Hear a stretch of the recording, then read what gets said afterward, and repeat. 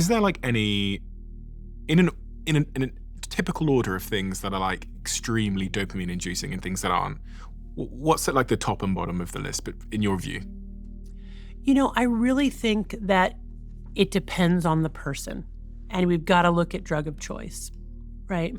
I mean, potent drugs like methamphetamine, like opioids, like alcohol, like nicotine, like cannabis, are going to be very reinforcing for many people, but not for all people. And most people do have their one drug that they sort of prefer above all others. So, although generally speaking, intoxicants release a lot of dopamine in the reward pathway, I think every person is going to be different. And also, we don't really have good ways of measuring absolute values of dopamine in human beings, right? We can do that in rats, but we can't really do that in humans. It's relative values. I've got this picture here which shows what looks like brain scans in a normal person, but then in someone who's addicted to different substances. I'll put this on the screen and I'll link it below in the description for anyone that needs it and wants to see it. But it effectively shows the impact that like cocaine has on the brain, meth, alcohol, and heroin. What is going on here?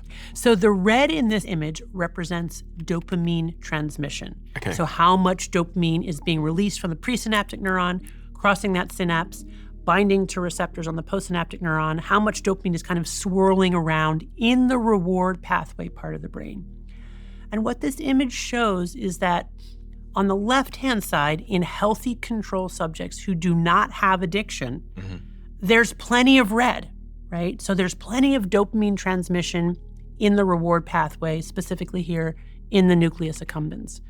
But if you look at the right-hand column, you'll see that in these individuals who have been using cocaine, methamphetamine, alcohol, and heroin in addictive ways, there's almost no red, which means there's decreased or below normal levels of dopamine transmission.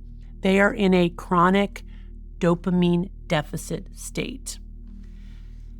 This is evidence of the brain trying to compensate for too much dopamine being triggered by downregulating its own dopamine production and transmission, not just to baseline, but below baseline. And importantly, these individuals who are addicted to these substances, these brain scans were done 2 weeks after they stopped using. Oh, wow. Yeah.